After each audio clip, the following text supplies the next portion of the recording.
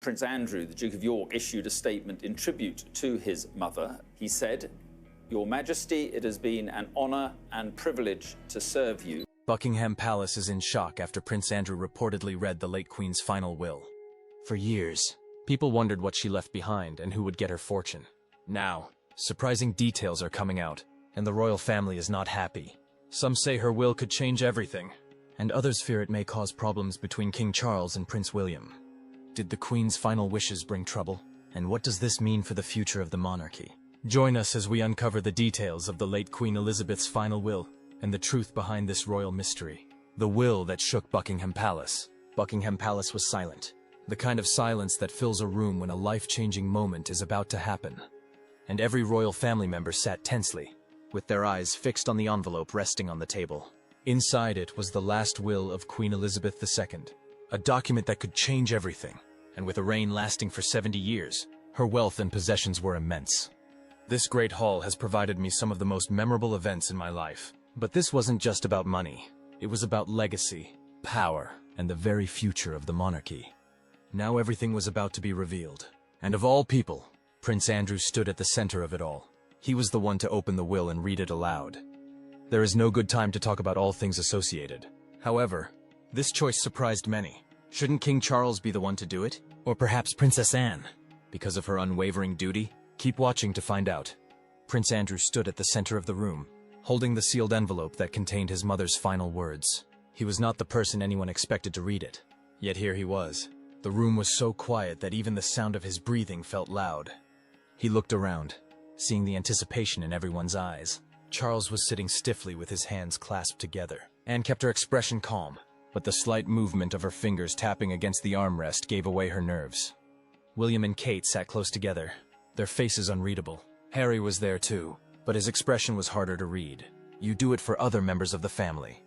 There becomes a point when silence is betrayal. Andrew took a deep breath because he knew there was no turning back. He slid his finger under the wax seal, breaking it open. The sound was small, but it felt like a crack of thunder in the stillness of the room. He unfolded the paper, his hand slightly shaking as he began to read. "This is my last will and testament." The words hung in the air for a moment as everyone absorbed them. Some faces remained neutral, but others shifted. There was relief in some eyes and anxiety in others. Andrew continued reading, and as he did, the Queen's message became plain. She started with gratitude, thanking her family for their dedication to the monarchy. But it did not take long before things became more personal. She addressed Charles first. "To my dear son Charles," Andrew read aloud. The words were formal, yet something about them felt distant.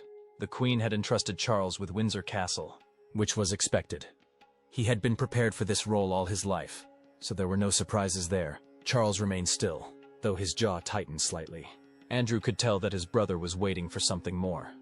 That was the key element in this, what he was doing, but it didn't come. Then, Andrew moved on to Anne. The Queen had acknowledged her strength and loyalty, but there was nothing shocking in her words. Anne's face barely changed because she was never one for dramatic reactions. "I would necessarily have what we do, we hope, contributes to the monarchy in the way in which..." Then the unexpected part came. The Queen had made a decision that was unlike anything seen before in the royal family. Instead of following the long-standing tradition of passing down Balmoral estate to a single heir, she had chosen a different path. Balmoral, a place deeply personal to the Queen, would belong to the entire family rather than just one person. This decision broke away from the way royal estates had always been handled. Normally, such properties were inherited by a single heir, reinforcing the idea of direct succession and clear ownership. However, the Queen had deliberately changed the rules, leaving everyone in the room stunned. However, the silence that followed was not just about surprise. It was about understanding the deeper meaning behind her choice. Balmoral was not just any estate. It was the Queen's personal retreat, a place she loved dearly and where she spent some of her most cherished moments. By choosing to share it among the entire family, she was sending a message that went beyond property ownership. This was about more than just land or tradition. It was about unity. For decades, Balmoral had been a sanctuary for the royal family, a place where they could escape the public eye and simply be together. It was where they celebrated, mourned, and created memories away from the pressures of royal life. By ensuring that the estate remained accessible to everyone, the Queen was making sure that Balmoral would continue to serve as a place of connection for generations to come. This decision forced the family to stay linked no matter how far apart their personal lives and choices took them. Some had seen this as an attempt to maintain control, even in her absence. But it was clear that her intentions were rooted in something much deeper. The Queen had witnessed firsthand how distance, disagreements, and personal ambitions had created divisions within the family. She had seen members drift apart, with tensions often making headlines and private disputes spilling into the public eye. By keeping Balmoral as a shared space, she was encouraging them to remain a family, despite their differences. This choice also symbolized something greater than just family unity. It reflected her understanding that the monarchy's strength came not from titles or properties, but from relationships. A divided royal family would only weaken the institution she had spent her life upholding. By tying them together in this way, she was ensuring that, at the very least, they would always have a reason to come back to one another. The room remained heavy with thought as they heard this. Many saw this decision as a challenge, while others may have understood it as an opportunity. Either way, it was undeniable that the Queen had changed the future of Balmoral, and in doing so, had made a final, powerful statement about the importance of family. However, as Andrew moved on, Catherine received something significant as well. The Queen had left her the Vladimir tiara, one of the most valuable pieces in the royal collection. It was a symbol of grace and history, and now it was in Catherine's hands. Her expression did not change much, but Andrew noticed the slight flicker in her eyes. It was subtle, but it was there. Then, Andrew read something that made the room change again. The Queen had left something for Harry. It was unexpected because, after everything that had happened, most people assumed he would be left out. Instead, she had given him something with meaning. Andrew paused for a moment before reading it out loud. "To my grandson Harry, I leave the silver box that belonged to my father, King George VI. This box carried the letters of a king, words that held power and history, reminding them that even in distance, one is never truly separated from their family." However, the air in the room changed immediately after the message was read out loud by Andrew. William shifted slightly in his seat, glancing at Harry. But Harry's face remained unreadable. Was this an offering of peace? Or was it a message to remind him of what he had walked away from? No one could tell. Andrew continued reading, but the tension in the room had already taken a new shape. The Queen had done what she could to lay out a plan, but it was not a simple one. Her decisions were plain, yet they left so many questions behind. But I'm also struck by something that hasn't changed. It was a powerful reclaiming of the ground. What did this all mean for the family moving forward? As Andrew reached the end of the will, he felt the weight of the moment. His mother's words had been spoken, but the impact of them had only just begun. Everyone in the room was processing what they had just heard. The inheritance was not just about wealth. It was about responsibility, about expectations, and about power. But there was still more to come, and what Andrew revealed next shook the very foundation of Buckingham Palace. The will's shocking twist. The room remained heavy with silence as Andrew continued. The Queen's words carried more weight than anyone had expected. This wasn't just about who inherited what. It was about the future of the monarchy itself. King Charles sat still, his hands folded, but his face was tense.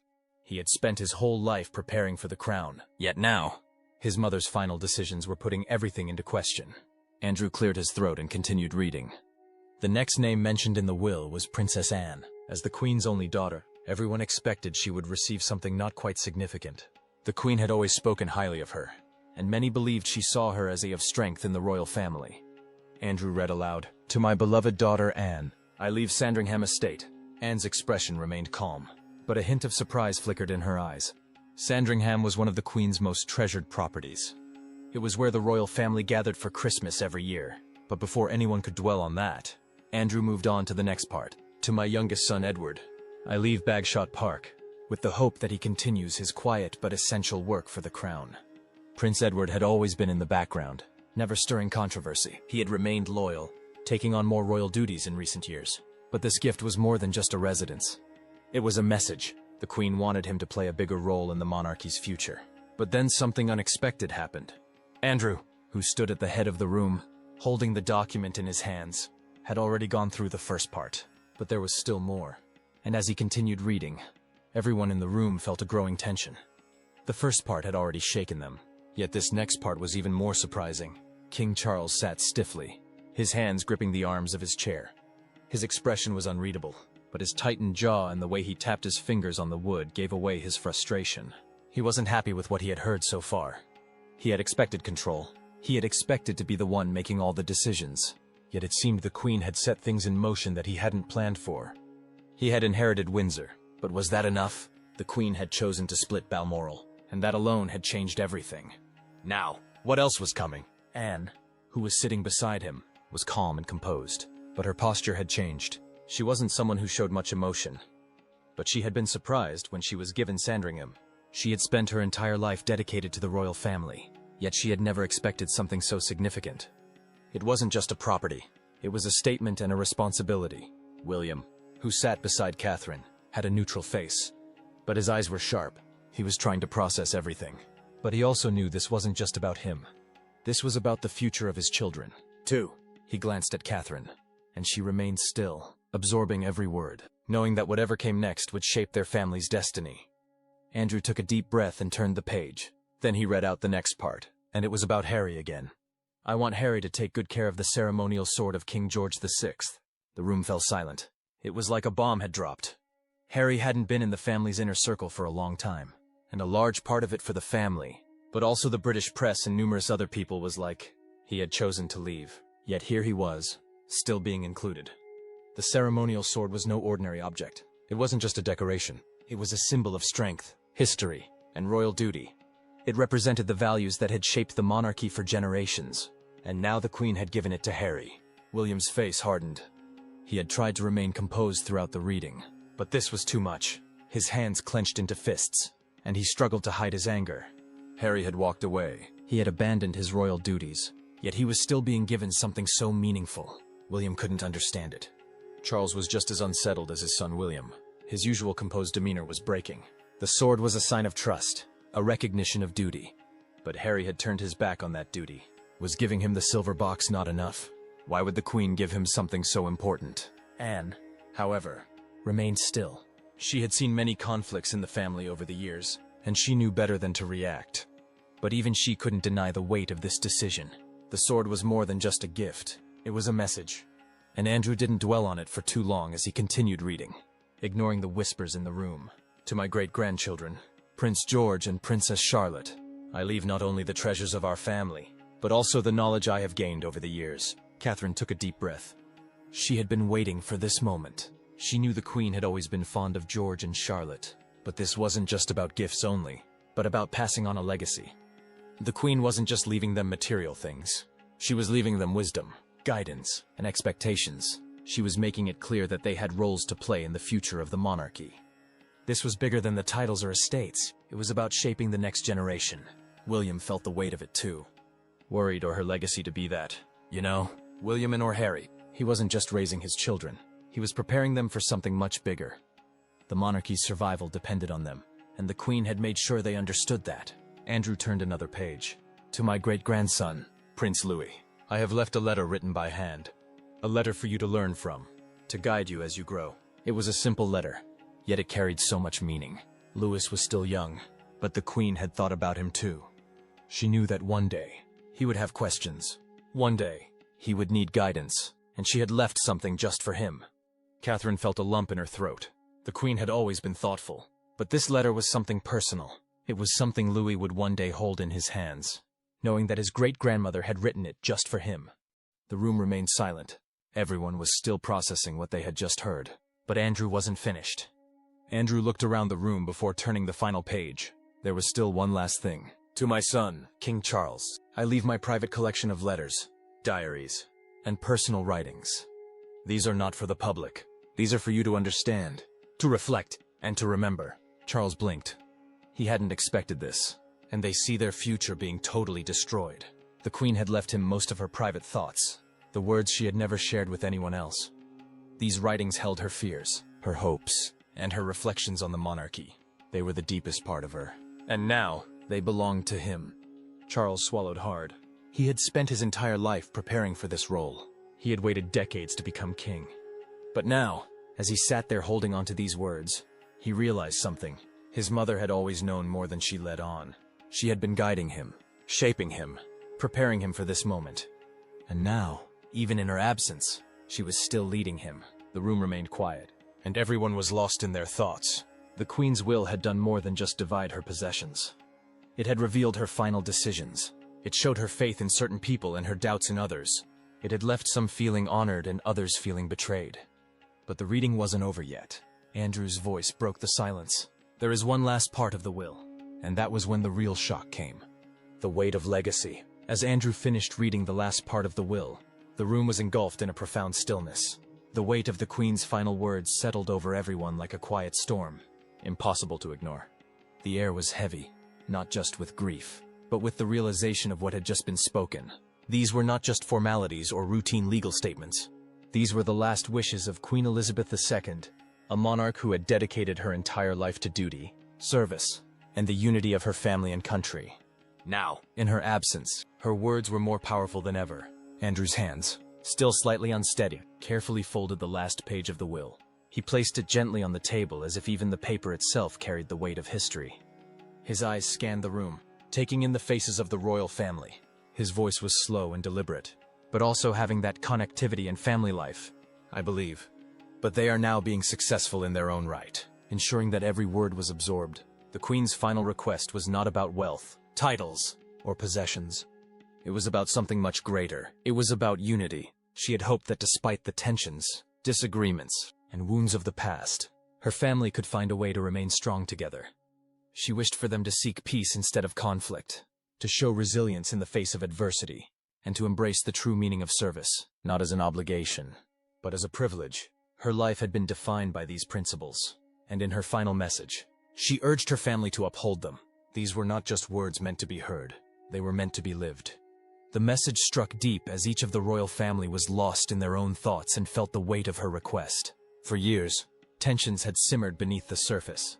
Conflicts, personal choices, and public scrutiny had strained relationships within the monarchy. And yet, at this moment, those divisions felt small compared to the Queen's vision of what they could be. Some sat in silence, processing the enormity of her words. Others looked toward one another as if searching for answers, or perhaps the courage to begin the process of healing. No one spoke, but the impact was undeniable. The Queen's voice still carried influence. Even from beyond the grave, Charles sat still, his hands folded together. His face was composed, but there was a stiffness in his posture. He had spent his entire life preparing for this role, knowing that one day he would take the throne. Yet even with all that preparation, the reality of it was still overwhelming. His mother had guided him for so many years, setting the example of what it meant to lead with dignity. Now, he was expected to uphold those standards, to carry forward a legacy that had endured for generations. This was challenging. He had expected his transition to be straightforward, but now he realized that his mother had left him with something much greater than just a title. So close to where my beloved mother, the late Queen, is laid to rest. She had left him with expectations, a framework that he had not entirely anticipated. He would not have unchecked power. He would have to work within the structure she had put in place, ensuring that the balance she had created remained intact. It was not what he had envisioned, but he had no choice but to accept it. But what weighed on him even more was the division within his own family. The will had reminded him of something he could not ignore. The fractures that had formed over time. His own relationship with his sons, William and Harry, had been tested. His sister Anne, ever the steadfast one, had remained loyal and dependable, but even she had seen the struggles they had faced. And Queen Elizabeth dedicated this National War Memorial in honor of all those who paid the supreme sacrifice in the Great War. And now, in the Queen's final words, there was a call for something he wasn't sure was possible: unity. Anne, on the other hand, sat quietly, absorbing every word with deep reflection.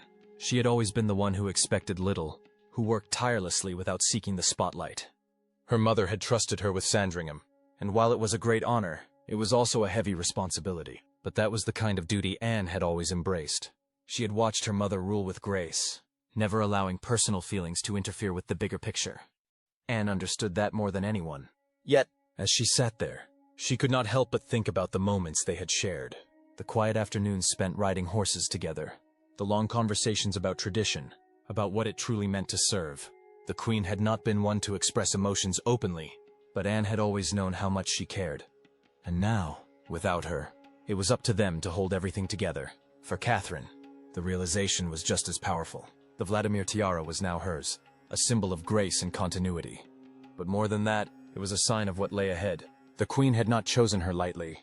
It was a reminder that one day, she would be Queen Consort. She had always known it, of course, but now it felt real in a way it never had before. William, too, felt the weight of what had been said.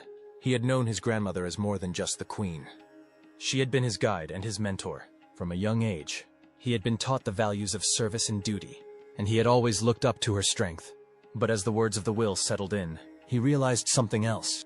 She had seen the future, had understood that times were changing, and she had left them with the responsibility of shaping what came next. And then there was Harry, who was mentioned twice. Despite his absence from the monarchy, the ceremonial sword of King George VI had been entrusted to him, and that decision alone had caused a stir in the room. It was a symbol of honor, of history. Yet it had been given to the one who had chosen a different path. Harry had stepped away from the monarchy, seeking a life outside of it. Yet his grandmother had still included him in her final wishes. That spoke a lot. For William, it was frustrating. He had remained loyal and had done everything expected of him. Yet it felt as though Harry was still being given recognition. For Charles, it was another reminder of the complications within their family. For Anne, it was simply another moment of realization that no matter how much things changed, family ties would always be there, woven into the fabric of their history. And for some, it felt undeserved. He had stepped away, chosen a different life, and yet the Queen had still acknowledged him. It reminded them that no matter how much distance existed, he was still a part of the family's story. The younger generation had also been given a role to play. Prince George and Princess Charlotte were now heirs to more than just titles. They were inheriting the values and lessons of their great-grandmother, a responsibility that would shape their futures, and even little Louis had been included. However, as the reality of the will settled in, the atmosphere in the room remained tense. There were no arguments, no spoken words, but the emotions were evident. Some were thoughtful, others unsettled. The future was now in their hands, and there was no clear path forward. And at the end of it all, even those who had not been given direct inheritances understood the message. The Queen had left behind more than material wealth. She had left behind a vision, a structure that would define the monarchy moving forward. As the family slowly dispersed, each lost in their own thoughts, one thing was clear. The Queen's will was not just about dividing her possessions. It was about ensuring that her life's work did not end with her. And her reminder of their strong, unbreakable ties was both a comfort and a challenge. Bonds of blood, duty, and history had brought them here. But those ties could only endure if they were nurtured with understanding, forgiveness, and shared purpose. The choice was now theirs. In the end, the final words of Queen Elizabeth II were not just a farewell, but a call to action. And as the room remained in silence, each member of the royal family had to ask themselves if they were ready to answer it. Would they continue on separate paths, allowing past grievances to shape the future? Or would they honor her wishes and find a way forward together? Drop it in the comments section below. If you enjoyed watching this video, make sure to like, share, and subscribe to our channel for more. Also, click the next video shown on your screen, and you will enjoy it.